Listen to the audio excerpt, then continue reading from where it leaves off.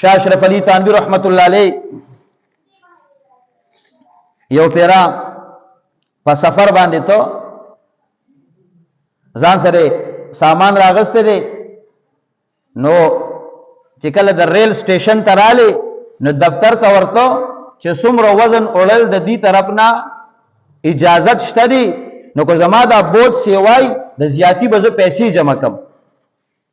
شاه اشرف علي تھانوی رحمت الله علیه چې کله دفتر ته ننوتو او په دفتر باندې کم څوکیدار او ګارد ولاړو ناغا حضرت تھانوی رحمت الله علیه پیجندو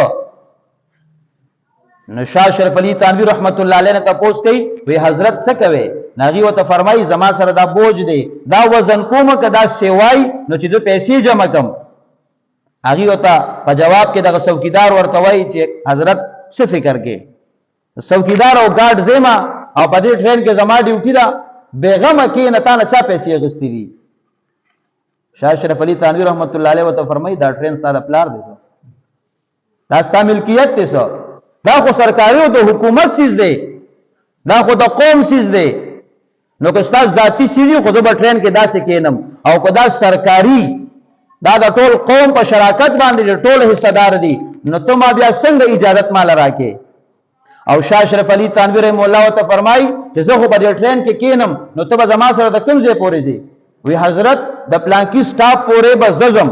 او الته چې زه کوزیږم زما ملګری براخي چې زه به هغه ته وېما. شاه اشرف علي تھانوی رحمت الله علیه ته فرمای هغه ملګری به کم سټاپ پورې ځي وی حضرت اخري پورې چې کوم ځای کې ریل ودرېږي او نو مخ کې نه ځي نو تاسو هم کوزیږي او اق قضې پورې به زما ملګری تھانوی صاحب رحم الله ته فرمای زما سټاپ کولته نه دی زه خو به د ریل نه کوزیږم خو زما یو بل سټاپ دی چې هغه ته د آخرت ورځ ویل کېږي او د حشر میدان نو په هغه سټاپ په را سره کوم یو گاډو درولي کم څوکیدار برا سره ولاړی چې په هغه سټاپ باندې بیا د الله نه ما خلاص کی چې په ناجایزه طریقه باندې ما په دغه ریل کې د خپل سامان وړلو دا خپل بوج مې وړلو.